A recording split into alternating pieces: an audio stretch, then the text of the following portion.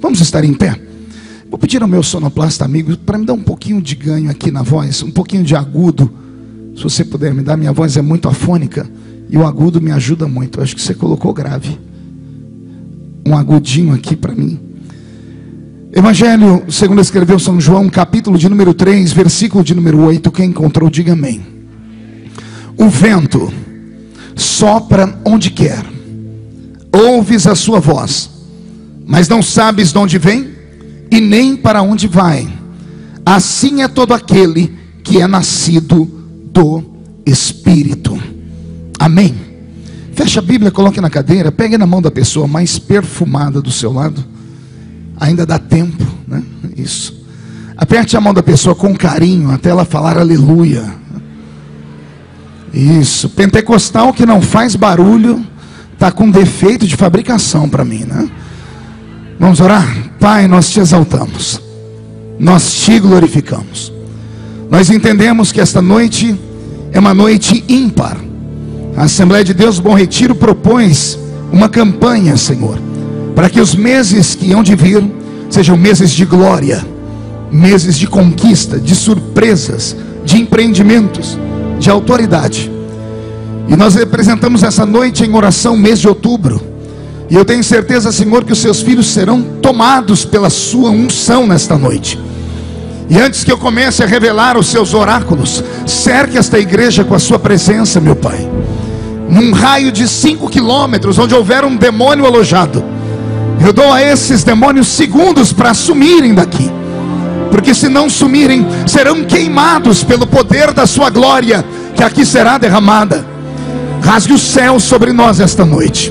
Manda anjos de fogo descerem aqui. Que esses anjos desçam, trazendo brasas de fogo nas mãos. Comecem a esparramar estas brasas entre nós. E onde houver um crente cheio do Espírito Santo, pega ele nesta noite, Jesus, e mostra o caminho da verdadeira e poderosa adoração. Fala conosco, fica conosco. É o que eu te peço agora e sempre, em nome de Jesus. E a igreja que é soberana diz amém.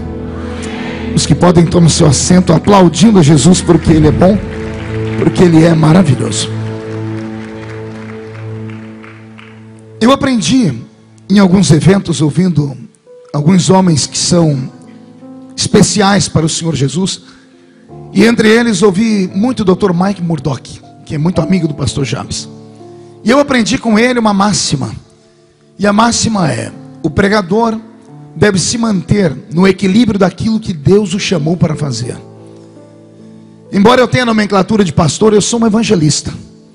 E a atitude do evangelista é uma atitude evangelística. O evangelista é aquele que chama o povo para a briga. E eu tenho redundância na área evangelística, porque eu sou um evangelista pentecostal até o tutano dos meus ossos. E você quer matar um evangelista pentecostal do coração, é ele ficar pregando e você ficar olhando para ele com essa cara aí, parecendo que foi batizado num pote de vinagre, né? Com o olho seco igual o olho de sapo que morreu no dia de enchente. Se travar a boca aí piora mais ainda, né? Então, se você quiser me ajudar enquanto eu prego, não me deixa sozinho não, tá? Faz aqui uma interlocução comigo, e o Senhor Deus que está aqui, abre a sua boca para adorar. Não economize gritos de glórias a Deus, aleluia. Se sentir no espírito de profetizar, profetize, porque esta é uma igreja pentecostal. E eu não me envergonho do Evangelho de Cristo, porque ele é poder de Deus para a salvação de todo aquele que nele crê. Tem algum pentecostal que veio aqui nessa noite? Deixa eu ver. Então levante a sua mão direita para o céu comigo. Pentecostal obedece. Tem gente que nem para me obedecer presta. Raça ruim. Coloque a mão no ombro de quem está do seu lado com um carinho e respeito. Agarre a pessoa para mim, isso. Agora chacoalhe ela até ela ficar irritada, né? Para irritar ela, isso. Chacoalhe, acorde ela e diga: Deus te trouxe aqui hoje para isso, para sacudir a sua fé, para sacudir a sua chamada. E se tem alguém que acredita, dá um grito daquele tamanho para acordar a cidade. Isso. Glória a Deus. Eu estava perguntando a Deus o que ministrar numa igreja que recebe os maiores profetas do mundo. E o Senhor falou no meu coração: ministra o coração deles a razão da causa de todos os grandes problemas na vida do cristão. Muitas vezes atingimos ou atacamos as áreas erradas da nossa vida por causa de peças do grande quebra-cabeça da nossa existência que acabam se perdendo no meio do caminho. Por exemplo, há um texto na Bíblia Sagrada muito antigo que conta a história de uma mulher que foi até o profeta arrastando seus 2 filhos com quem ela já havia confabulado e ensinado a eles como conquistar o coração do profeta. Ou seja, basta ficar com a carinha triste e só concordar com a mamãe e chorar com a mamãe se for possível. E ela chega diante do profeta e começa a contar a ladainha dela, dizendo assim: olha, o meu marido era teu servo e ele morreu. E veio os credores para levar os meus 2 filhos embora como escravos. E eu estou aqui para o Senhor me ajudar. Essa mulher tinha um marido que trabalhava dentro do arraial dos profetas. Ou seja, o marido dela entendia muito de céu, entendia muito de milagre. Até porque ele era servo de um homem que fez o dobro de milagres do profeta Elias. Então, ao ser servo de um homem que conhece o céu pelo lado de dentro, essa mulher também deveria conhecer na casa dela as atitudes do Espírito. Mas o marido dela morreu. Os filhos estavam sendo levados para serem escravos. Ela vai até o lugar certo. Ela vai até o rancho dos profetas. Ela conversa com a pessoa certa, que era o líder espiritual do marido dela. Mas ela faz a coisa errada, porque ela tenta dizer para ele como ele pode ajudá-la. Ela diz para ele assim: olha, o meu marido era teu servo, era teu empregado. E o que é que uma mulher que tem um marido que trabalha numa empresa e o marido morre vai fazer na empresa se não pedir uma indenização? Aquela mulher foi no lugar certo, falou com a pessoa certa, mas fez a atitude errada, porque ela queria que o homem abrisse os cofres do rancho dos profetas e desse a ela parte do dízimo, da oferta arrecadada naquele mês, para que ela pudesse pagar as dívidas dela. Mas como o profeta é diferente, ele olhou nos olhos dela, e quando ela disse para ele que o que queria, ele respondeu com uma pergunta. Ele disse: me declara agora o que é que você tem na sua casa.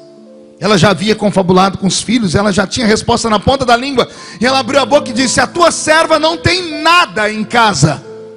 E quando ela disse que a sua serva não tem nada em casa, como profeta, ele olhou dentro dos olhos dela e leu a alma dela. E profeta tem olhar de mãe, né? Eu não sei se você se lembra da sua mãe quando você era criança. Eu me lembro muito bem da minha. A dona Lúcia, embora fosse uma mulher muito querida, era uma mulher muito brava. Viu, Sérgio e Sônia, meus amigos estão aqui. A dona Lúcia era uma mulher muito brava. E quando ela ficava brava, só Jesus na causa. E eu era um menino, eu não sei porquê, eu apanhava todo dia na escola.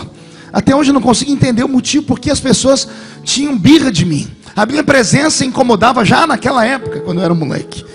E eu chegava chorando, e minha mãe já não aguentava mais me ver chorando. E um dia ela falou assim para mim: olha, se você chegar aqui chorando amanhã, eu vou bater em você também. Porque se todo mundo te bate é porque você dá motivo, você vai apanhar de mim também. E minha mãe era uma mulher que cumpria a palavra. Pensa numa mulher que o que fala cumpre. Era a dona Lúcia. E naquele dia eu me escondi de todos os alunos para não ter problema com ninguém. Mas o diabo é sujo, né? Fez um daqueles meninos me achar. E o menino veio cobrar uma dívida antiga. E ele me deu um soco no olho, que o olho ficou roxo e inchou na hora. E eu demorei a chegar em casa porque eu fui tentando imaginar uma conversa com a minha mãe. E quando ela abriu a porta de casa, eu entrei, ela só deu uma olhada para mim, ela viu o olho inchado, ela não precisou falar nada. Eu disse: mãe, eu estava vindo com a bicicleta e eu caí no chão e bati o rosto no meio fio. E a minha mãe continuou me olhando, ela não falou nada. O olhar dela dizia que ela sabia que eu estava mentindo.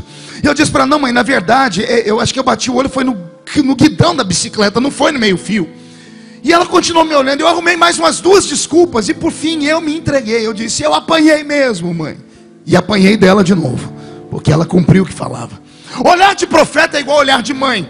Aquela mulher, quando disse ao profeta: a tua serva não tem nada em casa, ele só olhou bem fixo para ela.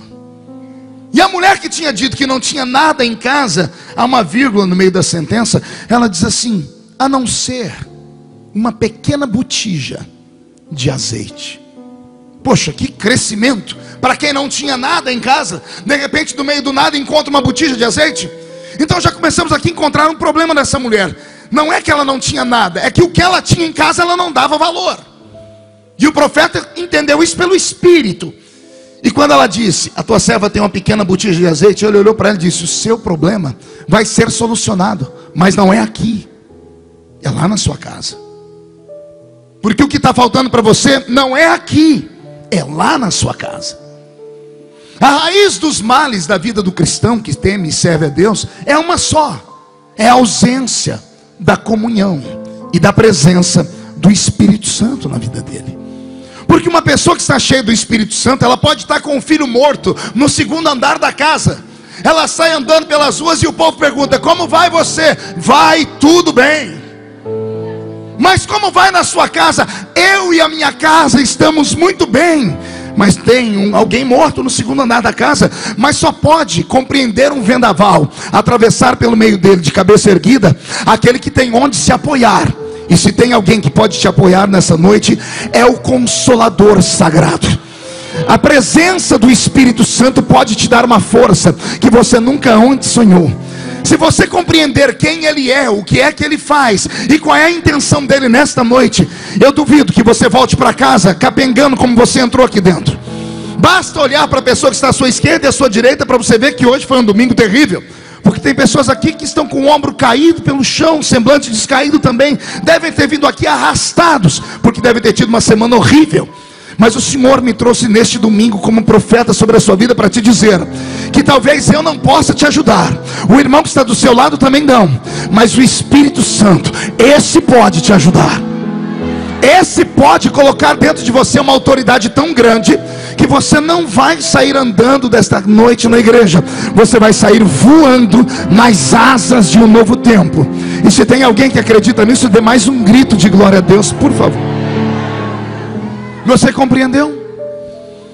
Então eu, Marco Feliciano, na minha caminhada com Deus, eu compreendi que a ausência da comunhão, a ausência da minha percepção, a falta da sensibilidade de compreender que eu não sou um ser que ando solitário pela terra. E eu não estou falando apenas da presença do anjo que me cerca, eu falo daquele que não caminha ao meu lado, eu falo daquele que caminha dentro de mim. O apóstolo Paulo, quando escreveu suas cartas, ele olhou para a igreja e disse: vós sois templo do Espírito Santo. Ele quis dizer, vocês são casa e morada dele. Ou seja, dentro de você está alguém, não uma força, está alguém que tem uma força, não uma energia, mas alguém que detém o poder de todas as energias, que se você compreender a linguagem dele, seguir ele e for cheio dele, não tem demônio que pare diante de você durante essa semana. Eu profetizo isso no nome de Jesus. Por que é que eu li o texto de João 3:8? Porque em João capítulo 3, Jesus se encontra com o homem mais famoso do seu tempo, o grande doutor Nicodemos. O doutor Nicodemos era um religioso no seu tempo, mas também era um político no seu tempo. Um dos seus pés pisava muito bem as sinagogas aos sábados, e ali ele dissertava os conhecimentos que ele tinha da Torá. Mas um dos seus outros pés pisava dentro do Sinédrio, e o Sinédrio era uma reunião de anciãos, onde os anciãos de Israel, quando tinham ou percebiam que a sua cultura, ou a sua fé, a sua religião era atacada por Roma, era esse grupo de anciãos que elegiam um deles para que fossem conversar com os governadores de Roma, com aqueles que governavam o mundo daquele tempo.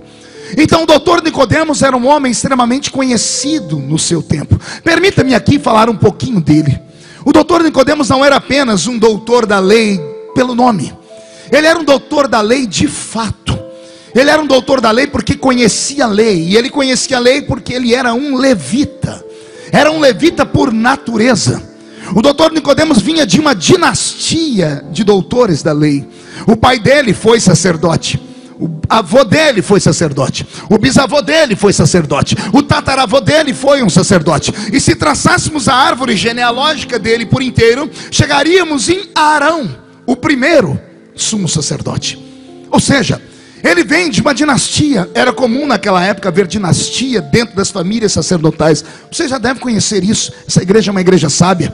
Quem condenou Jesus foi uma família, um clã de sacerdotes, Anás e Caifás. Um era sogro, o outro era genro. A família toda era uma família de levitas, e eles detinham o sacerdócio daquela região. Assim como eles detinham o sacerdócio daquela região, o doutor Nicodemos detinha o sacerdócio de uma outra região.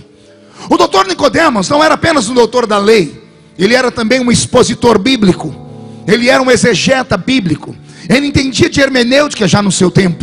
E ele não entendia porque ele havia cursado universidades da sua época, não. É que a cultura levítica fazia o menino que tinha vocação começar os seus estudos aos 5 anos de idade. Pastor, como é que uma criança aos 5 anos de idade começa os seus estudos? Não eram estudos técnicos, eram estudos lúdicos. Aos 5 anos de idade, o menino com a vocação levítica, todos os dias era admoestado pela mãe, pelo pai, pelo tio ou por alguém que ali perto estava. E a pessoa que ia ensiná-lo fazia vibrar a alma da criança. Fazia vibrar a alma da criança, dizendo que nas veias deles corria o sangue de profetas, corria o sangue de sacerdotes, homens e mulheres que, embora fossem de carne e osso e os pés estivessem colados na terra, a mente deles era possuída pela eternidade, pelo céu. Imagine você sendo criança, sentado no meio dos tapetes ou no meio das pernas de animais, e a sua mãe te dizendo assim: nas suas veias corre o sangue de um profeta, que um dia Deus ungiu ele com tanta autoridade, que deu a ele uma velocidade nos pés maior do que a velocidade dos cavalos de corrida. Pode imaginar isso na mente de uma criança? E a mãe dizendo: houve um homem na sua dinastia que ele corria mais do que os cavalos. E a mãe passa a contar a história. Esse homem está no alto de uma montanha, ele está com o rosto no meio do joelho, e ele está orando porque faz 3 anos e meio que não chove em Israel, meu filho. E ele tem um menino que trabalha com ele, um secretário. E ele diz ao menino: sobe na montanha, no alto dela, e olha para o céu e volte e me diga o que você vê. Por 6 vezes o menino volta e diz que o céu estava limpo. Mas na 7ª vez o menino volta e diz: eis que eu vi no céu uma nuvem do tamanho da mão de um homem. E esse homem que estava, meu filho, com o rosto no meio do joelho, ele ergue a voz e grita: chegue ao rei que está ali no canto, mande ele apresentar o seu carro e aparelhar os seus cavalos e correr, porque vem aí uma tempestade, não é uma chuva. E o rei, sabendo a fama desse homem, pegou o seu cavalo, o seu carro e desceu daquela montanha. Os carros reais eram puxados por 8 cavalos árabes. Ele chegou dentro do seu palácio com uma velocidade incrível. Mas a minha Bíblia diz que quando ele atravessou o portão da cidade de Jerusalém, quem é que estava encostado no muro, de braços cruzados, e cumprimentou o rei na sua chegada? O mesmo profeta que estava no alto da montanha, ajoelhado, que antes havia dito: mande o rei aparelhar o carro e correr, porque vem chuva aí. Ele não deu carona para o profeta, meu filho. Mamãe, como é que ele correu? O Senhor o transportou nas asas do vento. Se nós que somos adultos, pelo menos uma meia dúzia que é sensível, deu glória a Deus com essa palavra. Imagine isso na mente de uma criança de 5 anos. Isso vai para a mente e desce para o coração. Outro dia vão contar para ele a história de uma mulher, e alguém diz assim: meu filho, houve mulheres nessa terra, das quais você é herdeiro e descendente, seus ancestrais espirituais, que um dia no alto de uma montanha também, sentado debaixo de uma palmeira, julgou Israel. Uma mulher de 90 anos de idade que colocou no eixo um dos maiores heróis de Israel, meu filho. Como assim, mamãe? O herói se chamava Baraque. O nome dele é o Homem do Trovão. Mas o Homem do Trovão estava com medo. Medo do que, mamãe? Imagina uma criança indagando. Medo de tomar conta das promessas que Deus havia dado. Como assim, mãe? Deus havia dito a Israel: a terra que mana leite e mel é de vocês, 100%. Não é 90, não é 50. A terra que mana leite e mel inteira é de vocês. E eu acho que eu estou liberando uma palavra profética. Alguém pode pegar aqui? Vou repetir: a promessa que Deus faz a você, ela é 100%, não é pela metade. Alguém toma posse dela? E o que aconteceu, mamãe? O que aconteceu é que esse que julgava Israel, ao invés de encarar os inimigos, encontrou no alto das montanhas flancos abertos e mandou que todas as tribos habitassem no alto da montanha. E o que aconteceu, mamãe? O que aconteceu é que um rei chamado Jabim, que tinha 900 carros de ferro, começou a cercar a montanha, e todos os dias ele fazia uma passeata ao redor da montanha com 900 carros de ferro. 900 carros de ferro são pelo menos 1.800 rodas de ferro. 900 carros de ferro, 2 cavalos em cada um deles, são 1.800 cavalos. Todos eles no trote dos seus pés, somado à roda das suas carruagens, mais os soldados que estavam em cima desses carros, com a mão na espada, batendo nos seus escudos, fazendo barulho e gritando. O grito que saía daqui debaixo do vale ao alto da montanha fazia os hebreus que estavam aqui em cima ficarem com medo. E Baraque dizia: Deus nos deu a montanha, o inimigo pode gritar, mas não pode subir aqui. E todo mundo aplaudia ele, meu filho. Mas Deus visitou o coração de uma velha de 90 anos. E a velha mandou chamar Baraque. E Baraque foi com a sua escolta, achando que a velha tinha feito para ele um bolo de fubá, ou uma jaqueta tricotada, porque é isso que velhinhas fazem, não é? O que uma velha de 90 anos pode fazer com alguém, a não ser fazer um belo bolo de fubá, ou tecer um cachecol. E o grande Baraque, meu filho, o homem do trovão, olhou nos olhos daquela velha quando chegou e disse: oi Débora, eu estou aqui, a senhora mandou me chamar, o que é que a senhora quer? Em que posso lhe servir?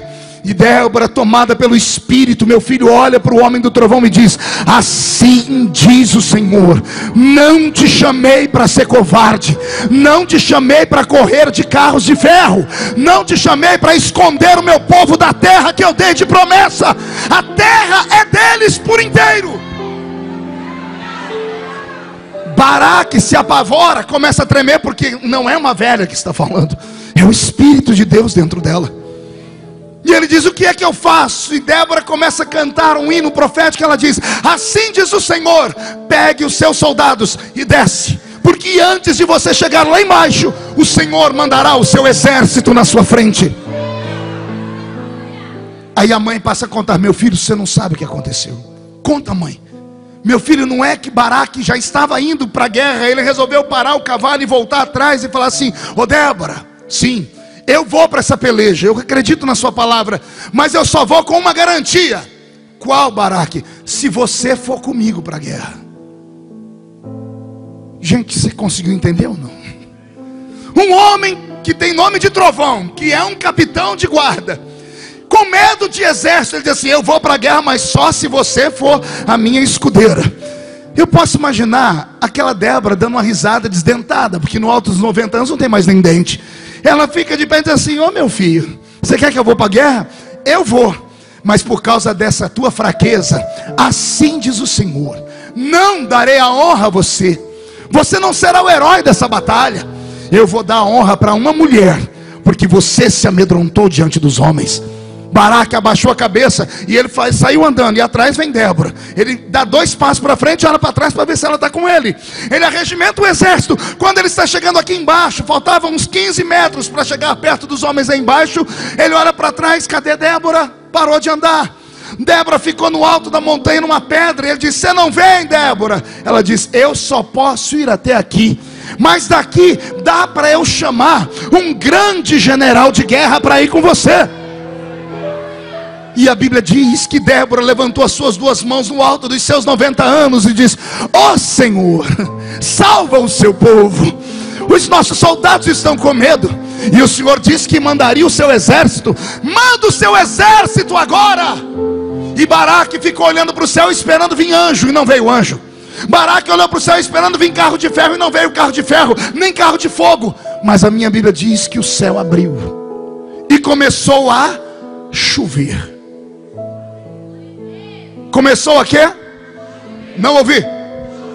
E alguém pode dizer: e daí, pastor? E daí que o rei Jabim, com 900 carros de ferro, fazendo aquele trote nos israelitas, andando com aqueles carros pesados ao redor da montanha, em círculo sem parar, foi esmiuçando as pedras, os carros de ferro, os trotes dos cavalos, foi deixando a terra afofada, pastor Jabes. A terra virou poeira, virou areia. Quando a chuva desceu, a terra com água virou areia movediça. Os carros de ferro começaram a atolar uma roda. Os soldados tinham que descer para desatolar uma, atolava a segunda. Os cavalos, batendo os pés no chão, começaram a atolar também.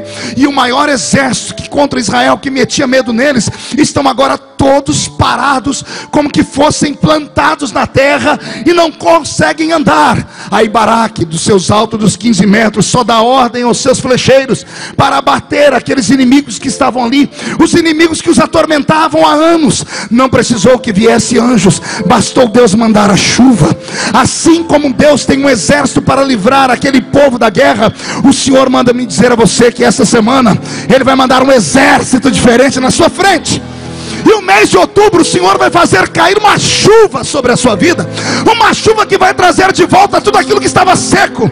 O rio vai se encher, a vida vai brotar. E se tem alguém que acredita nisso, dá mais um grito de glória a Deus, por favor.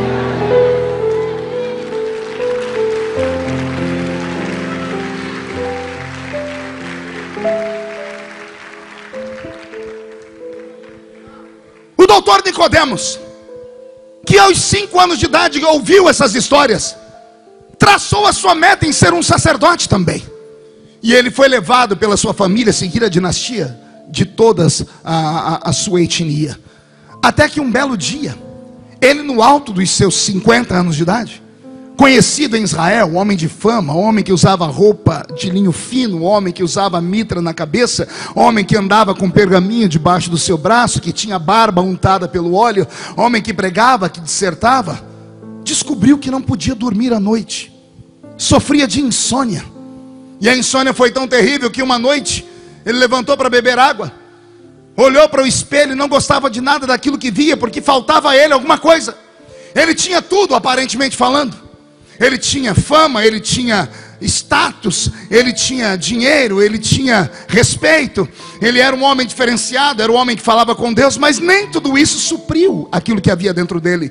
E ele perdeu o sono numa noite, e na noite que ele perdeu o sono, a sua mente divagou, e ele se lembrou que alguém comentou com ele, que estaria em Israel naquele dia, um outro tipo de mestre, um mestre que quando falava, arrancava defuntos de dentro da cova, um mestre que quando falava, até pecados perdoava, um mestre que quando chegava com uma sabedoria tão grande, deixava todos os demais de boca aberta, porque tudo que os sábios falavam, ele sabia, e tudo que ele falava, ninguém sabia pataquada de nada.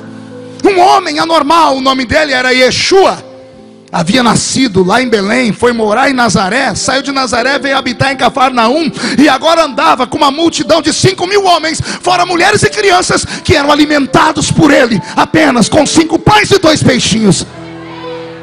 O doutor Nicodemos, na calada daquela noite, resolveu ir conhecer esse mestre de Israel, e ele foi de noite. Quando ele bateu a porta da casa onde estava esse homem, ele pensou que era uma reunião informal só de uma família, porque era uma família rica. Mas para surpresa dele, quando abriram a porta, a casa estava cheia. E quando Nicodemos deu uma olhadinha para dentro da casa, eu imagino todo mundo lá dentro abaixando a cabeça e se escondendo. Quer perguntar o porquê? Só falo se todo mundo perguntar. Lá dentro da casa daquele homem estavam todos os membros da igreja dele, estava todo o clã do Sinédrio, estava todas as pessoas mais achegadas, os levitas mais importantes. Quando viram que o pastor deles entrou, todo mundo abaixou a cabeça, falou, vou ser excluído agora. E o doutor Nicodemos, quando chegou ali, também ficou em saia justa, porque ele não foi ali apenas para discutir, ele foi ali para ouvir alguma coisa que aliviasse a alma dele, que fizesse ele voltar a dormir tranquilo. Mas quando ele chega naquela casa, e a casa está cheia de pessoas que ele conhece, ele tem 2 opções. Ele pede para falar com Jesus, e conta para ele as suas falências, as suas fraquezas, e ele vai ter que abrir e dizer assim, eu tenho tudo, mas não tenho nada. E eu queria que o Senhor me respondesse por quê. Mas se ele fizer isso, a multidão vai dizer, mas não é esse o que nos ensina, não é esse o que nos representa, não é esse o homem famoso, não é esse, não é esse, não é esse. Então ele corre o risco de ganhar a paz interior, mas corre o risco de perder o seu emprego, o seu nome. Então ele tem uma segunda opção, pergunte qual? Ele tem a opção dele esquecer o que ele foi fazer ali, e ele mostrar para o povo porque ele era o cara. E é isso que ele resolve fazer. Quando a multidão abre para que ele chegue, todo mundo para de falar, inclusive Jesus. O anfitrião da casa apresenta, está aqui o doutor Nicodemos, mestre de Israel, o homem do Sinédrio, o homem que quando aponta o dedo para Israel, ou ele decreta a vida, ou ele decreta a morte. É ele que faz uma parte da população se emocionar, porque são pessoas equilibradas, com famílias estruturadas. E é ele que faz uma outra parte da população desejar a morte, porque são homens e mulheres com desvios sexuais, são pessoas que nasceram com anomalia física. Então esse é o homem que fala com Deus. Está ele aqui, vamos ouvi-lo, porque ele é a maior autoridade. E o doutor Nicodemos começa o sermão dele. Olha para Jesus e diz, eu sei que tu és mestre, vindo da parte de Deus, porque ninguém pode fazer os sinais que tu fazes, se Deus não estiver com ele. Bom, se você deu glória a Deus aqui, imagina os membros da igreja dele lá. Só não falar em línguas, pastor Jabes, porque o Espírito Santo não tinha descido ainda, senão o povo tinha entrado num reteté. Porque tudo que o povo gosta é de ouvir alguém que sabe falar e tem o que falar.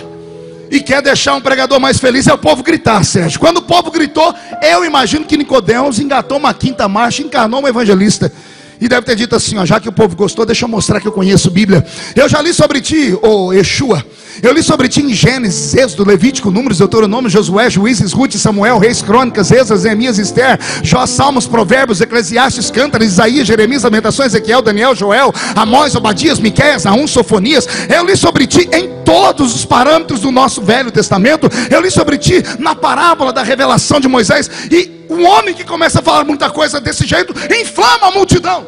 A multidão lá dentro está empolgada. E quando Nicodemos termina, o povo está aplaudindo, emocionado, dizendo: esse é o cara.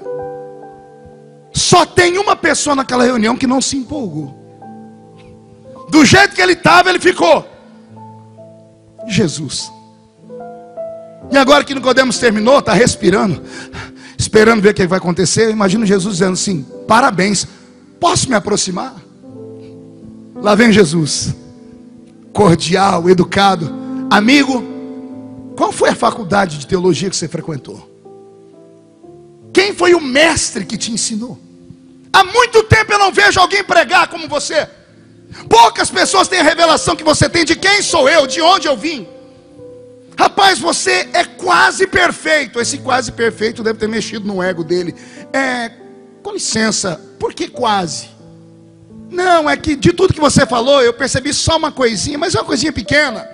Só te falta uma pequena coisa. E aí a mente do pregador viaja: que será que eu errei? Eu falei o nome errado da madeira que Moisés usou para adoçar a água que estava envenenada? Será que ao invés de falar que a muralha de Jericó ela ruiu, eu falei que ela caiu? Qual foi o erro? Qual foi a semântica errada que eu apliquei? O que foi que eu errei, Jesus? Não, é uma coisa muito simples. Não pode falar, aqui eu não tenho que esconder não, eu sou humilde. Amigo, só te falta nascer de novo. Eu vou dar o golpe de novo. Amigo, só te falta uma coisa: você precisa nascer de novo. Agora segura as palmas. Você pode imaginar o doutor Nicodemos, mestre da palavra, uma oratória impecável, uma verborragia perfeita. Pode imaginar o homem mestre dos vernáculos ouvir aquilo, depois no alto dos seus 50 anos, ser repreendido publicamente. Ele não vai deixar isso barato. Como ele é um bom orador, todo orador sabe como vencer um blefe, porque ele era um blefe. Ele olha para Jesus e tenta descartar Jesus com uma piadinha. Ele olha para Jesus, é instantâneo que ele fala, porque quando ele diz você tem que nascer de novo, a multidão se apavora. E qual é o antídoto para isso? É você quebrar a área cognitiva daquele que está te falando. E ele quebra a área cognitiva de Jesus dizendo o quê? Como pode um homem velho na minha idade nascer de novo? Poderia eu entrar no ventre da minha mãe e nascer uma segunda vez? Quando ele diz isso, a multidão se abre em risos. Pode imaginar todo mundo dizendo assim: ih, agora ele lascou. Ele deixou Jesus numa saia justa. Ele agora deixou Jesus envergonhado. Vamos ver como é que Jesus se sai dessa. Jesus não estava ali para discutir piadas. Jesus nunca teve tempo de contar uma piada. Ele sabia que o tempo dele era exímio nessa terra, era exíguo. Ele tinha pouco tempo para fazer o que ele tinha que fazer. Então ele aproveitava cada segundo para falar verdades.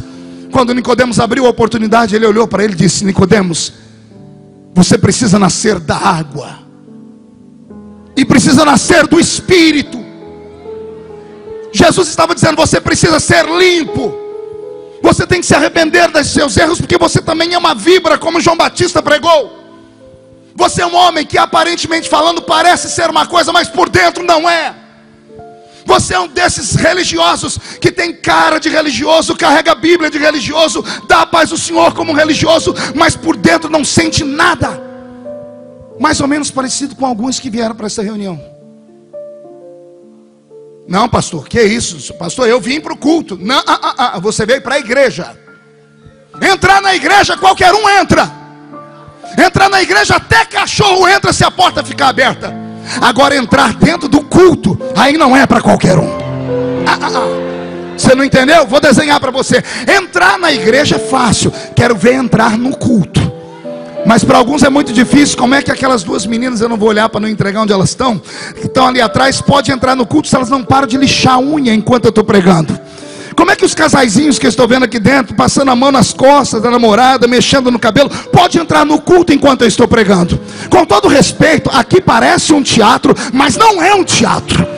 Parece um cinema, mas não é um cinema. Aqui ainda é a casa de Deus, onde você guarda os seus pés, e ao entrar na casa, você busca a presença dele. É por aí. Nicodemos é o reflexo da religiosidade antiga. Ele não era um velho crente, ele era um crente velho. Oh meu Deus, que trocadilho é esse, pastor? Pega aí. O velho crente, eu entendo ele. O corpo envelheceu, os cabelos branquearam, a coluna se encurvou, mas ele ainda entra na igreja e quando ouve a palavra, há lágrimas nos olhos. Ainda traz um lenço para o culto, na esperança de que o Espírito vai trazer arrependimento ao coração dele. Ele ainda dá glória a Deus sem que o pregador mande.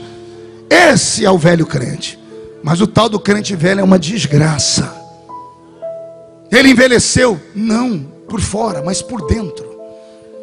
Eu não sei em que caminhos ele andou, que ele acabou se esfriando. Não, pastor, calma aí, é que eu não sou mais crente daquela época sua, não. Eu sou um crente moderno, eu sou do século 21. Ei, pastor, eu tenho anel de formatura, eu tenho um carro importado ali fora, Belaroba. Com todo respeito, aguenta o pregador lá do meio da roça. Com todo respeito, quem foi que disse para você que intelectualidade, que riqueza pode fazer pressão para que você não seja sensível? Quem foi que botou isso na sua cabeça? Quem foi que te disse que congregar numa igreja muito bonita e rica com pessoas importantes te dá o direito de passar o culto inteiro calado, fechado, absorvendo, dizendo: não, pastor, eu não sou mais um crente menino? Não é mesmo? Aconteceu alguma coisa, uma tragédia no meio do caminho. É por isso que você está vazio, é por isso que igreja nenhuma presta para você. É por isso que ao entrar aqui dentro, você entra seco e sai daqui mais seco do que entrou. Pastor Jabes me arruma 2 seguranças para sair comigo aqui. Se você quer uma coisa de Deus, você vai ouvir o que Deus tem para te falar.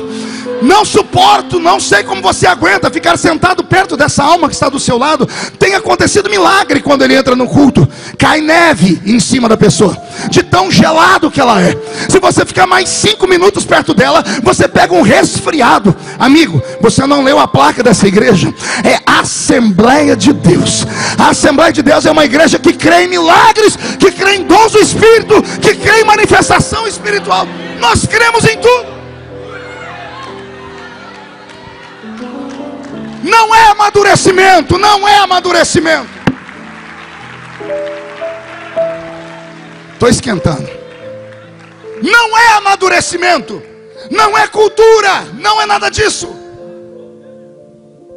É esfriamento, é materialização, é humanismo, é capitalismo desenfreado, é você ser conivente com esse mundo perdido que está aí fora. Não é a sua beleza, a sua riqueza ou seu intelecto que pode te atrapalhar de sentir Deus, a não ser que lá na sua intelectualidade você foi contaminado pelos ensinamentos das universidades do Brasil sobre o marxismo. A não ser que seja isso.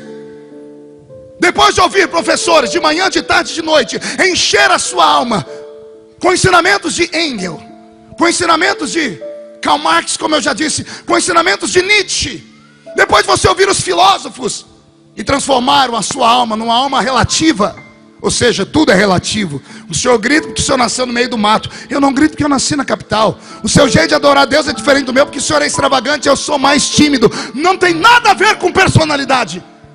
Adorar a Deus tem a ver com atitude.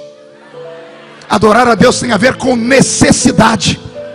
Adorar a Deus tem a ver com o que você veio fazer aqui nessa noite. Se você veio só passar um tempo, você está certo em ficar do jeito que você está. Mas se você veio aqui porque você quer abastecer o seu homem interior, de que você ainda acredita que Deus fez os céus e a terra, de que você precisa de um agir sobrenatural, porque você está lascado financeiramente, o seu casamento se desgraçou por inteiro e só uma intervenção divina. Agora, como é que você quer que Deus intervenha se você passa o culto inteiro parecendo uma estátua de museu parada?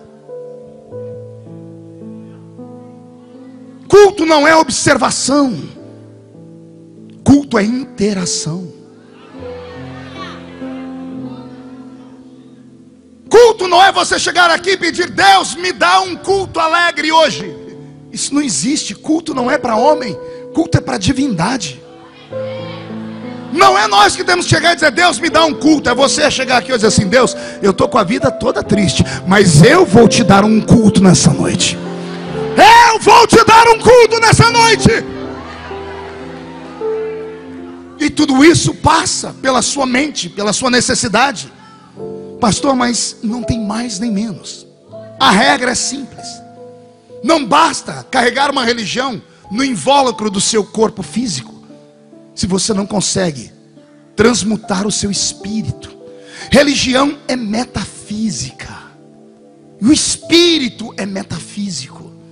E o que é metafísico trata da nossa sensibilidade.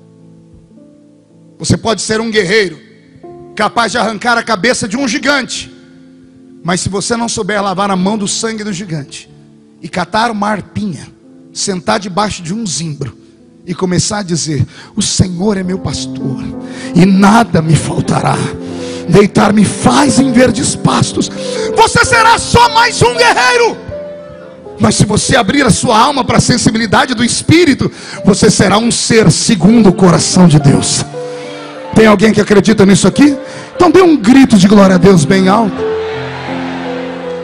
Pastor Jabes, na minha caminhada pelo mundo, eu comecei muito cedo. Comecei com 13 anos pregando. Hoje eu estou com 42. Eu já preguei em 73 nações do mundo. E no Brasil, mais de 3.000 cidades. Nós temos 5.000 e poucos municípios. Em mais de 3.000 municípios, esses pés aqui foram. E essa garganta, essa voz ficou rouca de tanto pregar. Às vezes pregando para 100, 200 mil pessoas. Às vezes pregando para 10, 15 pessoas. Às vezes no microfone como esse. Às vezes no megafone. E muitas vezes pregando na garganta. Eu conheço meu país. E eu detectei em todos esses lugares que eu fui, que todos os problemas que um crente tem na vida dele advém da falência do seu testemunho com o Espírito Santo.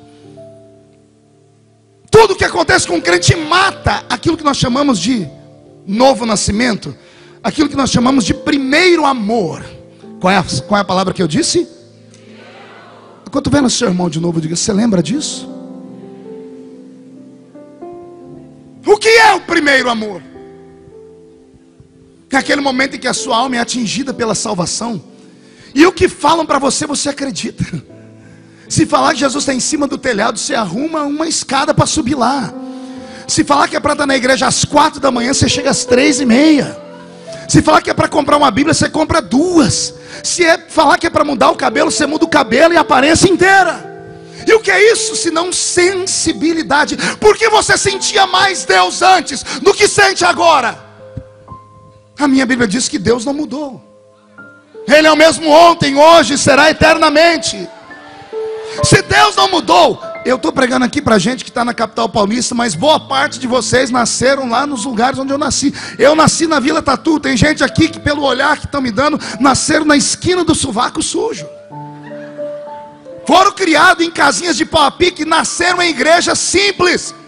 A grande maioria dos senhores e senhoras que estão aqui hoje, bem de vida, ricos, importantes, famosos, pessoas com anel de formatura, receberam uma profecia daquelas irmãzinhas de coque, de 2 dentes na boca só, o zagueiro e o atacante, todas elas analfa de pai e beta de mãe. Mas você creu, e quando você precisou, você foi lá. Quando a sua empresa fracassa, são essas pessoas que você busca. Quando o casamento não dá certo, você não liga para a mulher boa, a sua grande amiga que é dona de um salão de beleza. Você procura aquelas irmãzinhas que ainda carregam Deus dentro delas. Por que é que a gente só faz isso quando a coisa está campengando? Por que a gente não busca esse Deus aqui dentro essa noite? Aproveita que está tudo bem. Aproveita que o seu filho tem saúde. Aproveita que a sua casa está em pé. Aproveita essa noite para esguelar, gritar, bater os pés no chão, erguer a mão para cima. Aproveita para adorar.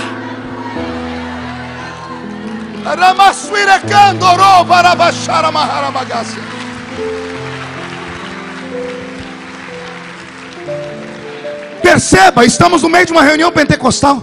Até agora, não que eu tenha parado só para ouvir isso, mas eu detectei menos de 10 pessoas aqui orando em línguas. Isso aqui é uma igreja pentecostal. Os milagres que nós queremos, essa campanha que estamos fazendo aqui, é para mexer com o coração de Deus. Agora eu te pergunto, como é que você quer mexer com o coração de Deus se você passa o culto inteiro paralisado do jeito que você está? Eu estava pregando aqui, pastor Jabes, na rodovia Anhanguera. Tem uma cidadezinha, eu não vou citar o nome por ética, ainda bem que o Senhor me segurou. Assembleia de Deus. Cheguei para pregar num culto de avivamento. Fui cuspindo fogo, eu sou evangelista. Pastor Nascimento, comecei a pregar. Eu comecei no Gênesis, eu fui até o Apocalipse e voltei. Aí eu comecei antes do Gênesis, fui depois do Apocalipse e não encontrava nada. Quando eu parava de pregar, eu só escutava 2 barulhos na igreja. O primeiro era o meu pulmão e o segundo era os mosquitos que voavam. Eu engoli 2 ainda. Você ri porque não era você lá. Estava me dando desespero. De repente eu olhei lá para o meio da igreja, aquele silêncio, parecia um culto fúnebre. Entrou um grupo de 5, 6 pessoas, escolheram um lugarzinho lá atrás e sentaram. No próximo jargão que eu lancei, na próxima palavra de fé que eu lancei, só aquele grupinho gritou, glória a Deus. A igreja inteira fez assim, ó. E os 6 não se intimidaram não. Eu soltei outra palavra e eles, glória a Deus. E os crentes começaram a parar de olhar para trás. E esse negócio de glória a Deus pega. Isso pega. É só começar a fazer o teste para você ver. Isso pega. Porque quando a gente diz glória a Deus, nós não estamos dizendo glória aos homens. Talvez seja por isso que os nossos velhos pais não deixavam a gente aplaudir na igreja, pastor Jabes. Eu acho que era esse o pensamento deles. Não que fosse pecado, não é pecado aplaudir. Está na Bíblia, louvar ao Senhor com palmas. O problema é que quando a gente aplaude, a linha que divide para quem é o aplauso é muito tênue. A gente não sabe se é para a performance do pregador ou se é para Deus que está inspirando o pregador. Talvez seja por isso que a gente está gerando uma geração de artistas gospel, que quando eles cantam, o povo grita, delira, assovia, bate palma e o povo diz que está adorando a Deus. Eu tenho dúvida, porque alguns não acham que é Deus, não, acham que é eles, a voz deles, o jeito deles serem. Talvez seja por isso que os nossos pais falam assim, gente, dá glória a Deus quando ficar feliz. Talvez seja porque quando a gente bate palma, a gente esquenta as mãos, mas quando a gente dá glória a Deus, esquenta o coração. E quando você diz glória a Deus, não tem erro, porque aqui não é uma igreja de vários deuses. Pode olhar na nossa parede, não tem nem o desenho de um dele, porque só há um Deus. E quando nós damos glória a Deus, Ele recebe.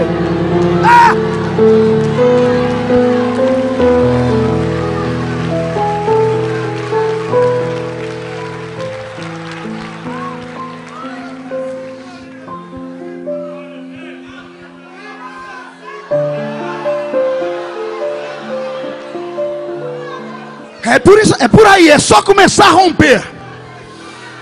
Deus sabe o que você precisa. Você não precisa trazer uma lista para Ele, eu preciso disso, daquilo. Deus sabe.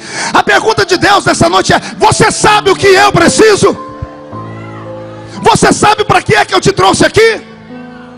Eu te trouxe aqui para você adorar o meu nome, diz o Senhor. Eu te trouxe aqui para você glorificar o meu nome, diz o Senhor.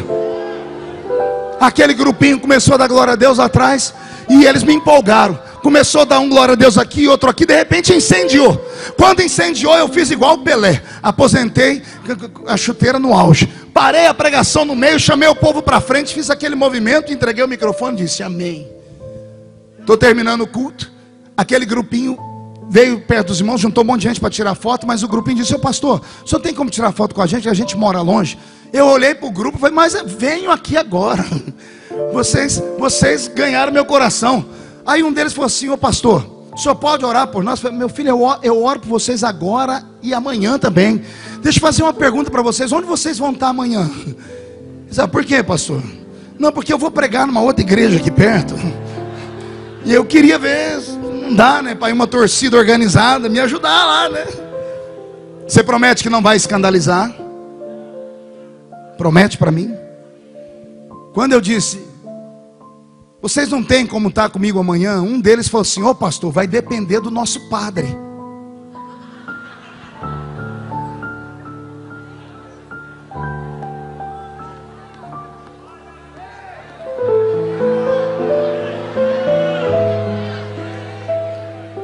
Eu olhei para eles assim, vai depender de quem? Vai depender do padre João. Mas que padre João? É lá da nossa paróquia. Paróquia Coração de Maria. E eu não sabia mais o que falar. Eu falei: mas vocês estavam dando glória a Deus. Pastor, nós somos do fogo. falei, mas vocês são o quê? Nós somos carismáticos. E um deles falou, mas não é daqueles carismáticos que o senhor fala, não. Nós somos dos carismáticos de verdade. Fomos batizados com o Espírito Santo, que nós buscamos a noite inteira. Nós não adoramos Maria, não. Maria para nós é só a mãe de Jesus. E já mandamos uma carta para o nosso bispo que nós queremos ser batizados nas águas, por imersão. E é os seus DVD que põe fogo na nossa paróquia, pastor. Por isso nós viemos aqui buscar fogo. Eu falei, amém. Eu falei assim para eles, mas vem cá, já que vocês já estão assim muito parecidos com a gente, por que vocês não ficam aqui? Ele falou, não pastor, aqui vocês têm fogo demais. Nós temos que queimar do outro lado. Me deu uma tristeza. Porque eu estava pregando numa igreja de origem pentecostal. Mas o fervor e a alegria do Espírito sumiram. E aí vem pessoas de um outro ritmo, cuja nossa teologia nem os aceita, e recebem aquilo que está escrito na palavra: derramarei do meu Espírito sobre toda a carne. Deus não tem monopólio de povo. Se você não busca, alguém busca. E quem busca, acha. Quem bate na porta, a porta se abre. Talvez o seu problema seja esse. A sua mente é uma mente muito intelectualizada. E a mente de um intelectual, ele é um problema, porque ela é muito analítica. E você fica filosofando o culto inteiro ouvindo o pregador pregar. E a sua filosofia vai de Shakespeare a Dostoiévski. To be or not to be, that's the question.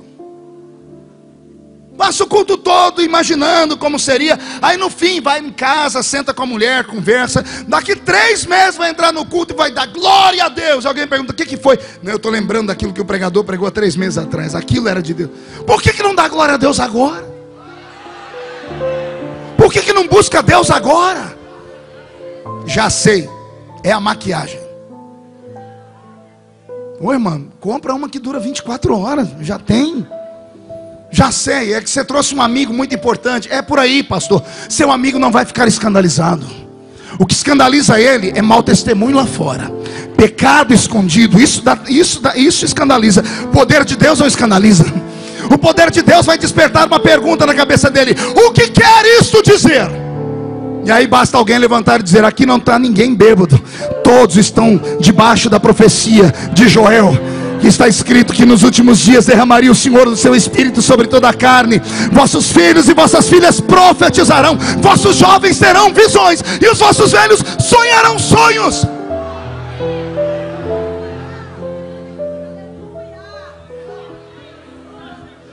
Está faltando sensibilidade. E aí às vezes a única maneira de Deus puxar a sua orelha é mexer naquilo que mais dói. É a família, é a empresa, é o trabalho, é a escola, é a perseguição. E você diz que isso é o seu problema? Não, seu problema não é esse não. Seu problema não é a orfandade de filhos. Isso é um problema, mas não é o maior problema. Seu problema não é que você é uma viúva. Ser viúva é um problema, mas não é o seu maior problema. Seu problema não é dívida, não. Porque dívida é um problema, mas não é o seu maior problema. Seu problema não é que os seus filhos vão ser levados para ser escravos, não. Isso é um problema, mas não é o seu maior problema. O seu maior problema é que você não tem azeite na botija. Está vazio. Você recebe no culto, antes de chegar em casa já perdeu tudo. O Senhor te trouxe hoje porque Ele quer você de volta. Falar para uma prostituta que ela tem que nascer de novo é fácil. Falar para um corrupto que ele tem que nascer de novo é aceitável. Falar para o doutor Nicodemos que ele tem que nascer de novo, quem é que tem coragem? Esse irmão que está do seu lado aí. Falar para ele que ele tem que nascer de novo, quem tem coragem? Não, pastor, cada um se vira com a sua vida. Talvez seja por isso que nós estamos nessa situação. Como Jesus falou com Nicodemos, depois que ele disse: você tem que nascer da água para ser limpo, e do Espírito. O Senhor Jesus disse: você tem que nascer de novo. E o que é nascer de novo? Não é apenas a conversão. Toda pessoa que nasce, todo ser que nasce, ele herda características genéticas do pai e da mãe. Sim ou não? Esse corpinho que está aí do seu lado é em forma de um botijão de gás, ou de uma tábua de passar roupa, isso aí é herança genética. O cabelinho ruim é do vovô, eu que o diga. O olhinho vesgo é da mamãe, a perninha torta é da vovó. É uma construção genética, o seu genoma, o seu mapa genético recebeu orientação e informação de ancestrais e nasceu essa criatura aí. Isso porque você nasceu uma vez. Mas eu estou pregando aqui para um único grupo nessa noite que nasceram 2 vezes. Quem nasceu 2 vezes aqui? Então faz a seguinte pergunta para o seu irmão: você nasceu de verdade de novo? Diga, quais foram as características genéticas que você herdou do seu novo nascimento? Como assim, pastor? Ora, se você nasceu do pai e da mãe e herdou características genéticas, ao nascer em Cristo, você também tem que ter herdado características genéticas dele. Ah, pastor, isso aí é só uma palavra de efeito. Não, não é. Porque a ciência diz que dons psicossomáticos também podem ser passados via DNA. O pai é músico, o filho torna-se músico também. A arte é passada geneticamente, mas a arte ela é lúdica, ela não é física. Mas o filho herda do pai. Sim ou não? Aí vem o maior ensinamento. Pergunte qual? Freud. Deixa eu pedir ajuda para o alemão. Freud diz que tudo que uma criança vê, ouve e sente de 0 a 7 anos, ou seja, começa no ventre da mãe até os 7 anos, vai dar a base da sua primeira perna, do seu caráter. E a segunda perna é construída dos 7 aos 12. Então tudo que uma criança ouve, vê e sente de 0 a 7, de 7 a 12, vai dar a construção do seu caráter, vai ser o alicerce da sua história. Talvez você tenha carregado tristezas e traumas porque tenha nascido numa família desestruturada. Talvez o seu silêncio seja por causa da timidez. Talvez essa compleição interna que você tem, onde você não se aceita, seja a herança de palavras malditas e negativas que você ouviu de 0 a 7, de 7 a 12. Principalmente se você é filho de crente. Filho de crente sofre mais que o filho do ímpio. Uma criança normal, que não frequenta religião nenhuma, ela escuta de 0 a 7 anos, pelo menos 50.000 vezes a palavra não. Uma criança evangélica escuta o dobro. Porque o filho do crente pode fazer menos coisas do que os outros. E esse não, bota você numa berlinda e te travou. Talvez seja por isso que você seja assim. Mas aí tem a chance de nascer de novo. E ao nascer de novo, eu queria saber onde foi que você nasceu. Talvez eu seja assim porque eu nasci no meio do fogo. Eu nasci num ambientezinho, num salãozinho de 2x3, que era só Jesus na causa. Cresci num ambiente onde os presbíteros que dirigiam o culto não sabiam ler. Os diáconos não sabiam escrever. E os crentes não sabiam falar. Imagina quando um crente que não sabia falar pedia para um diácono escrever um pedido de oração. E o diácono não sabia ler, não sabia escrever. Aí vai parar o pedido na mão do presbítero que não sabe ler. Oh Deus de Israel. Tinha um presbítero na igreja nossa, faleceu, irmão Ovídio. Irmão Ovídio, quando ele pegava o bilhetinho assim para ler, e ele ficava tentando adivinhar, a igreja inteira baixava a cabeça e entrava em oração. Quando ele lia de uma vez, fazia assim, Mas quando ele tentava adivinhar, pastor Javes, pense numa prova.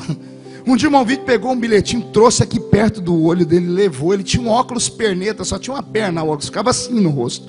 Ele tirou, olhou, ele tentava, parecia que estava em língua estranha. Estava tentando ler. Ele disse, vamos orar aqui pela irmã Isabel, que segundo consta, a irmã Isabel fez uma cesariana. Vamos orar pela irmã Isabel que fez uma cesariana. Levanta a Isabel na mocidade, 12 aninhos. Irmão Vídeo, eu sou a Isabel. E daí? E daí que eu não fiz cesariana não, eu estou aniversariando. É tudo a mesma coisa, é tudo a mesma coisa. Eu fui criado nesse ambiente.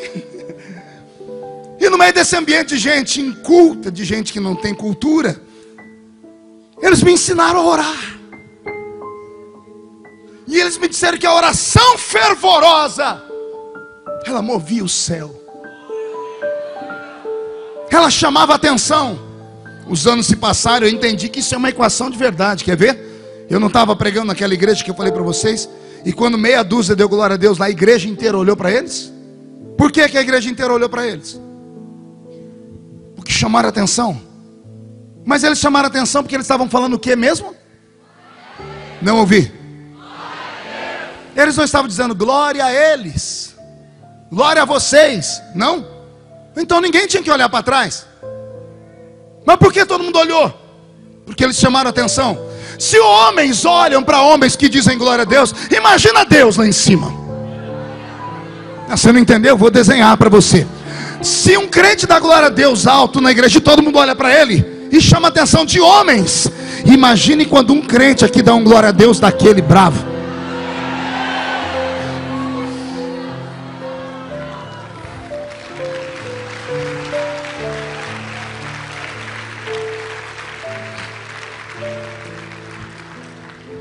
Jesus disse a Nicodemos naquele dia: o vento sopra onde quer,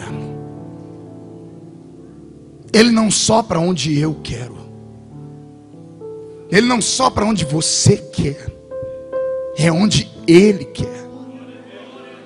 Ninguém ouve a sua voz, ele não anuncia que está chegando, ninguém sabe de onde vem nem para onde vai. E Jesus estava dizendo: Nicodemos, aquele que tem a percepção do Espírito, ele é desse jeito, ele fica invisível aos olhos dos homens. Não é isso que você precisa nesses dias? Não é essa a sua oração para que as pessoas parem de perseguir? Para isso você tem que ficar invisível. Mas não tem nenhuma fórmula, não inventaram a tinta invisível nessa terra ainda. Mas a minha Bíblia diz que aquele que tem o Espírito pode ficar invisível aos olhos dos homens. Deus quer cercar a sua vida de fogo. Deus quer cercar a sua história de glória. Deus quer devolver para você a sensibilidade. Deus quer que você volte a sentir a presença dele no culto. Pastor, o senhor é daqueles crentes, daqueles pregadores de sentimentalismo. Chame do que quiser, meu amigo. Mas eu sirvo um Deus que é vivo. Eu posso não ver ele, mas ele me vê.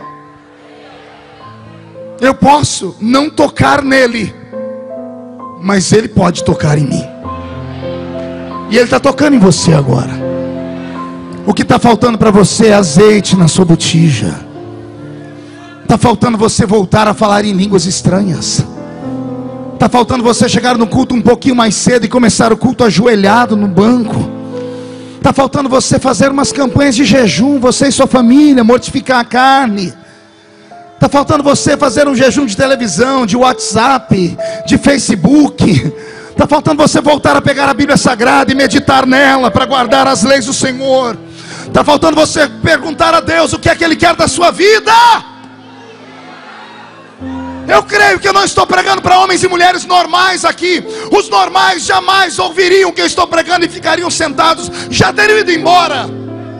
Eu estou pregando para homens e mulheres que são sobrenaturais.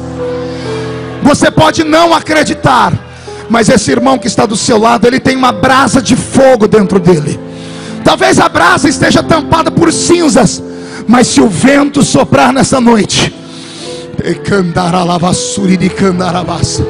se o vento soprar nessa noite, esta brasa vai encandecer.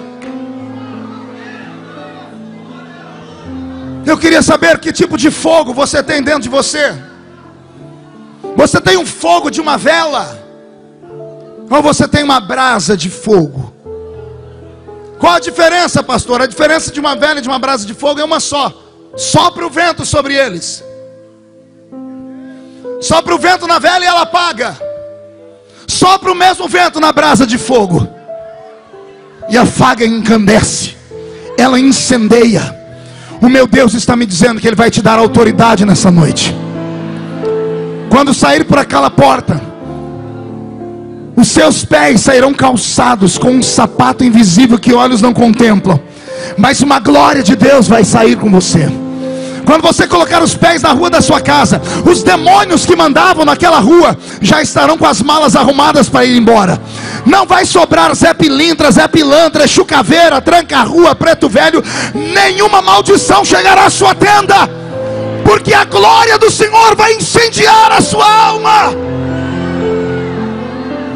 Tem alguém que acredita nessas coisas? Então cadê você que entende de sensibilidade para buscá-la? Precisamos voltar a buscar a presença do Espírito Santo nos nossos cultos. Precisamos voltar a acreditar que os dons do Espírito não desapareceram. Precisamos voltar a crer. Ah, pastor, mas esse tipo de avivamento custa muito caro. E como custa? Esse tipo de avivamento, pastor, traz alguns transtornos. Sim, ele traz. Esse tipo de avivamento, pastor, ele pode gerar algum tipo de fanatismo. Sim, ele gera e vai gerar. Mas são situações que podem ser comedidas se tiver alguém para ensinar e ter paciência.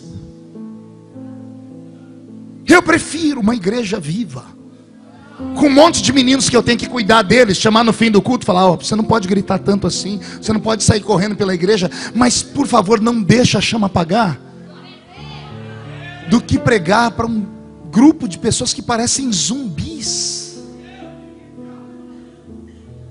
meio vivos e meio mortos. Você não pediu para Deus falar com você hoje?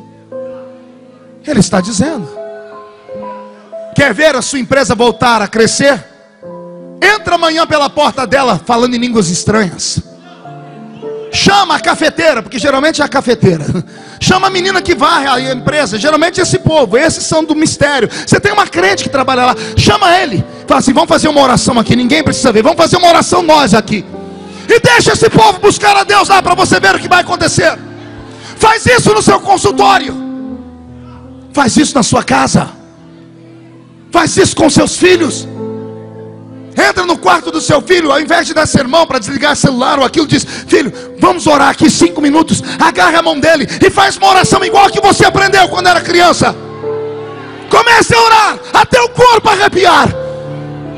O diabo não respeita gravata, o diabo não respeita anel de formatura, o diabo não respeita dólares, o diabo não respeita pessoas intelectuais, mas o diabo não suporta um crente canela de fogo, cheio do Espírito Santo.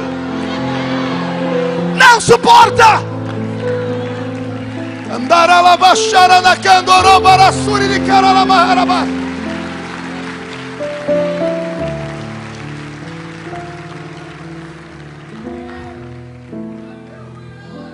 Eu perguntei a ele: amigo Espírito Santo, por que em alguns lugares você não vem mais?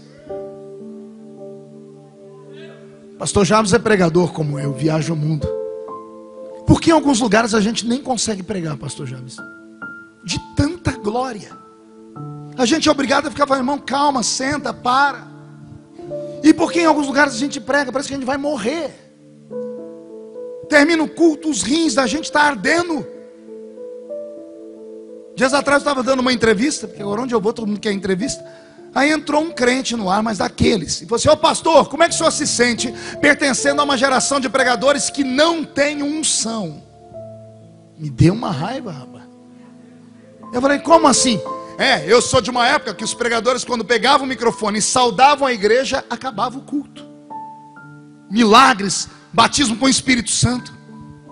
E eu tive que concordar com ele em partes, porque eu peguei essa época. Meu Deus do céu, um dia eu estava aqui em São Paulo, vim numa caravana. Pastor Jabes até falou do pregador hoje que morreu no avião.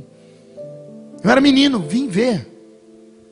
E eu nunca vi um negócio daquele, uma multidão no estádio, um pregador doido, Pinel. Olha como é que ele começou o sermão dele: maldito seja o nome do Pai, maldito seja o nome do Filho. E eu era um jovem crente, assim, ele não vai falar o resto. E ele falou: maldito seja o nome do Espírito Santo. Um monte de pastor levantou para ir para o lado dele e ele gritou: é o que eu escutei o inferno gritar. Mas aqui nós gritamos: bendito seja o nome do Pai, bendito seja o nome do Filho, bendito seja o nome do Espírito Santo. Pastor Jabes, acabou o culto. Acabou o culto naquele dia. Eita, na gassuriria machada. Aí eu falei para aquele irmão: irmão, você não está de todo enganado não, mas o problema não é que os pregadores não têm unção. Nós nunca tivemos uma geração com pregadores que tivessem tanto conhecimento, acesso livre à internet. Os pregadores falam 2, 3 horas, comentam coisas interessantíssimas, citam filosofia, história, falam de tudo. Conhecimento nós temos. O problema não é falta de orar, porque nenhum pregador é louco de tomar uma tribuna sem falar com Deus antes. Você acha que é fácil saber da responsabilidade que me foi dada nessa noite de alimentar milhares de pessoas? Não é fácil, nenhum pregador vem para uma tribuna despreparado. Aí eu disse para ele: o problema não somos só nós, o problema é a igreja. E ele disse: por quê? Eu disse: porque no meu tempo de criança, crente só tinha 3 lugares para ir: casa, trabalho e igreja. Alguns estavam começando a melhorar de vida, a encontrar o 4º lugar: casa, trabalho, igreja e escola. A gente não ia em outro lugar. Onde a gente ia, riam da gente, riam do cabelo, riam da roupa, riam da Bíblia, riam do nosso jeito, riam de tudo. A gente só se sentia bem na velha igrejinha de madeira, de banco duro. A nossa alegria era ver um sanfoneiro pegar uma sanfona e apertar ela, e um pandeiro. E os hinos eram aqueles da harpa.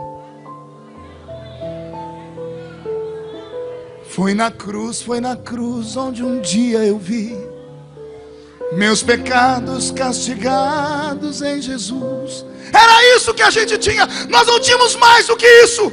Não tínhamos livros acerca da Bíblia, nós só tínhamos a Bíblia.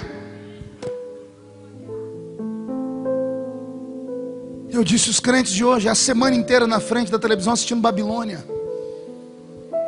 Nossas meninas querem ser parecidas com a Gisele Bündchen. Nossos meninos querem ser igual Neymar. Nossos velhos pais oraram para Deus dar prosperidade, Deus deu prosperidade. Aí ninguém mais tem tempo de vir à escola dominical, porque o sábado à noite, depois do culto, quando tem, foi para uma balada gospel, foi para um restaurante. Ah, pastor, eu tenho que ter uma vida social. Sim, nós temos que ter, mas ao ponto de sacrificar a nossa vida espiritual. Você entra vazio, sai morto do culto. A nossa geração, ela põe o pé na porta da igreja e não entra. Não sei se você já reparou. Ela põe o pé na porta da igreja e faz assim, ó. Dependendo de quem está no culto, ela vai embora. Vai embora. E quando entra, entra assim, ó. Porque ela já sabe quem vai cantar. Pior, ela já sabe o que a pessoa vai cantar. Ela já sabe o que vai pregar e quem vai pregar. Mas tem uma coisa pior do que tudo isso junto. A pessoa, quando entra no culto, já sabe como vai terminar. Não podemos nos conformar com isso. Cada culto tem que ser uma surpresa. Cada culto tem que ser uma história. Cada culto tem que ser melhor do que o outro. Nossos crentes têm que chegar em casa e dizer assim: não tem a novela, mas o culto é melhor que a novela. Eu não posso perder. Meu pastor fala: não, eu prefiro ir para o culto. Nós precisamos voltar a sentir isso. Mas como é que nós podemos voltar a sentir isso se os nossos cultos são vazios da presença dEle? E Ele está aqui. Ele está aqui. E alguém pode dizer: se o Espírito Santo está aqui, pastor, me diga onde Ele está. Ele estava na porta quando você entrou. Ele olhou para você e o coração dele sacudiu no peito. Ele apertou as 2 mãos, olhou para o céu e disse: quem sabe é hoje. Quem sabe hoje ela volta a me chamar. Quem sabe hoje ele volta a me chamar. Quem sabe hoje ele volta a cantar. Quem sabe hoje ela volta a dar glórias. Quem sabe hoje ele volta a falar em línguas estranhas. Quem sabe hoje eles sentem a minha falta.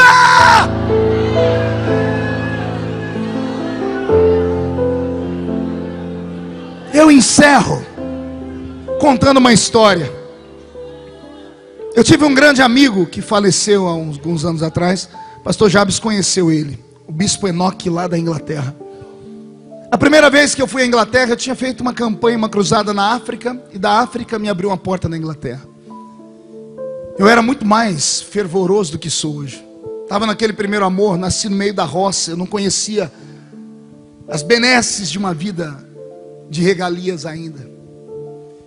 E quando eu cheguei na Inglaterra, em Londres, eu queria conhecer logo de cara um templo consagrado a Deus. Eu amava a matéria de eclesiologia em teologia, a doutrina da igreja, a história da igreja cristã. E lá em Londres tem um templo, que é o templo do avivamento. E eu pedi para o Enoque, pastor Jabes, me levar lá. E eu entrei numa igreja. Pensa numa igreja diferente, de madeira, quadrada, sem caixa de som, a acústica tão perfeita que você fala, todo mundo escuta. Eu nunca vi uma engenharia tão perfeita. A igreja é centenária. Na parede dela em cima tem grandes quadros, escrito nomes de homens que pregaram lá. Aí quando eu li, Jonathan Edwards, pregador de um único sermão, pecadores na mão de um Deus irado, levou a Inglaterra inteira aos prantos. Moody foi o último a passar por lá. Depois o incêndio de Chicago fez uma grande obra de avivamento.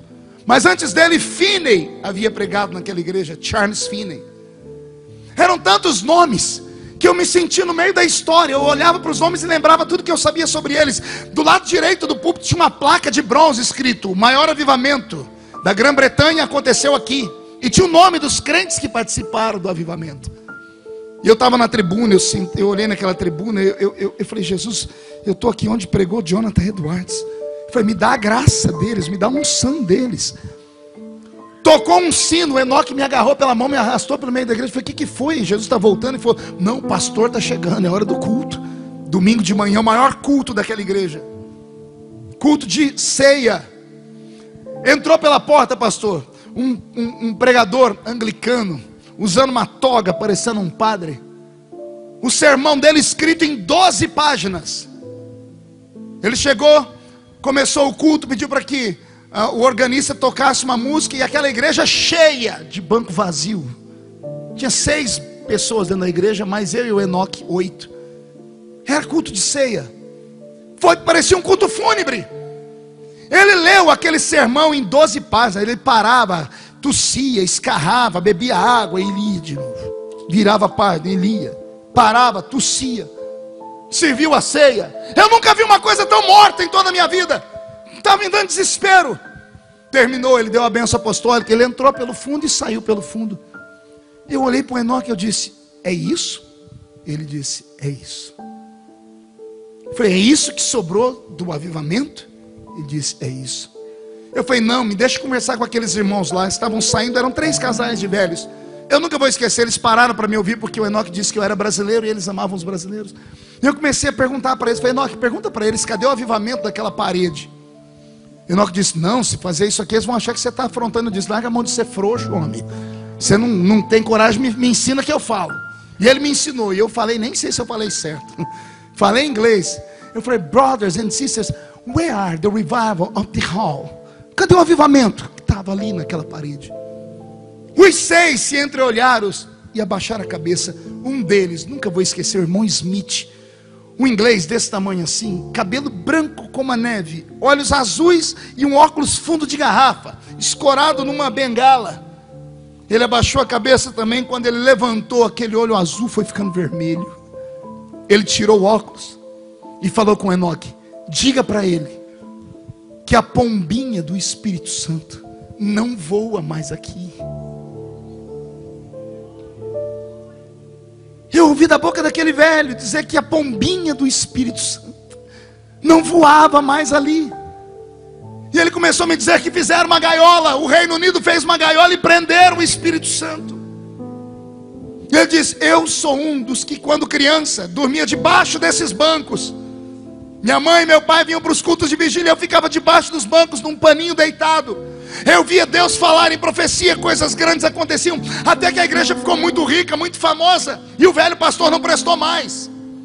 E aí os ricos e famosos, porque a própria rainha teve lá para saber qual era o crescimento, e aquilo trouxe status, a igreja foi parar nos jornais, e a igreja se tornou um ponto turístico, e a glória saiu de Deus e entrou no templo.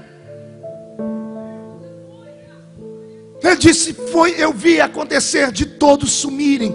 Pastores importantes começaram a chegar, começaram a bloquear, dizer, não tem que ter grito aqui, não tem que ter gente correndo aqui dentro, não tem que ter profecia. Ele disse que um dia o pastor levantou a voz e disse, por onde passou o Espírito que foi a ti, não veio a mim, que sou o anjo da igreja. E começou a matar.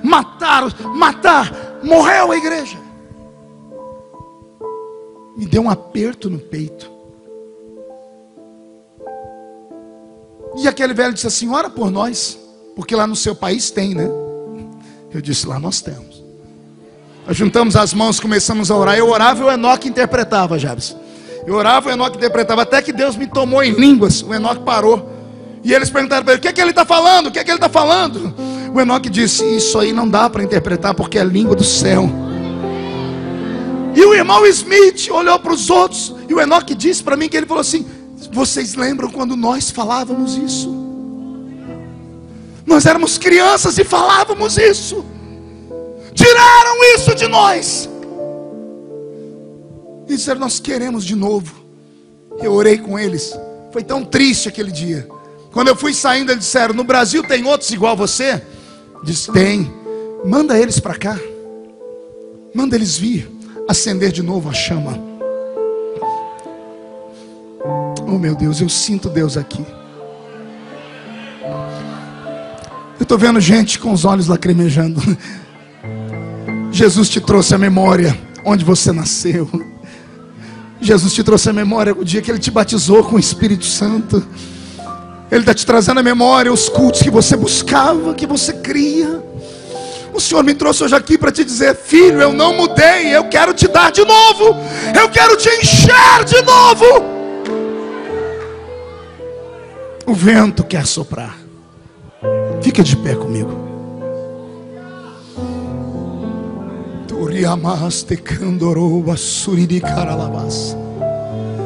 Com autorização do pastor Jabes, eu quero fazer um convite aqui.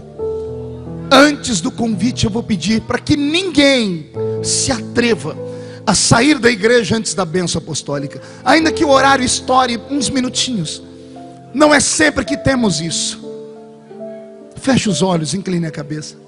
Eu não sei se alguém vai ter coragem de atender o meu convite, mas eu vou ter coragem de fazê-lo.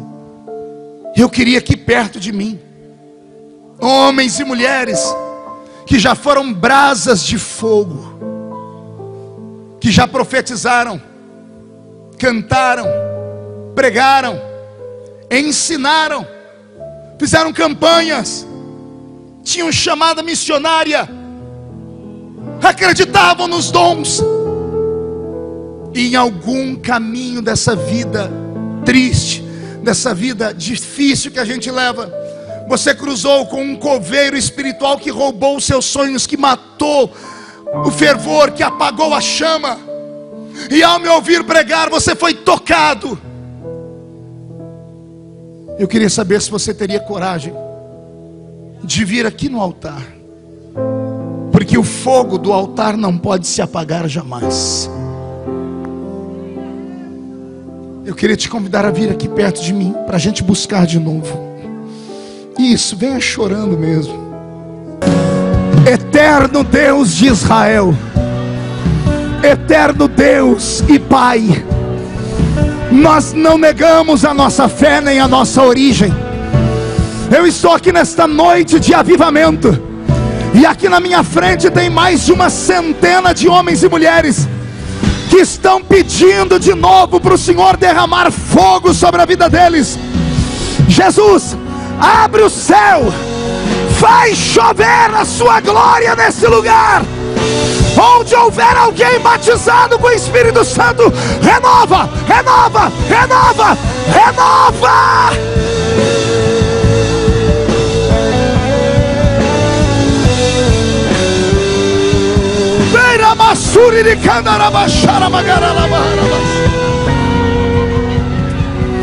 Senhor, assim como eu ouço línguas estranhas, eu quero profetizar que depois desta noite os seus filhos vão voltar a ter sonhos, vão voltar a ter visões, vão receber uma unção profética, vão ser batizados com o Espírito Santo dentro do carro, vão ser batizados com o Espírito Santo dormindo à noite. Vai haver um avivamento nesse lugar. São Paulo será a capital do avivamento do Brasil, meu Deus.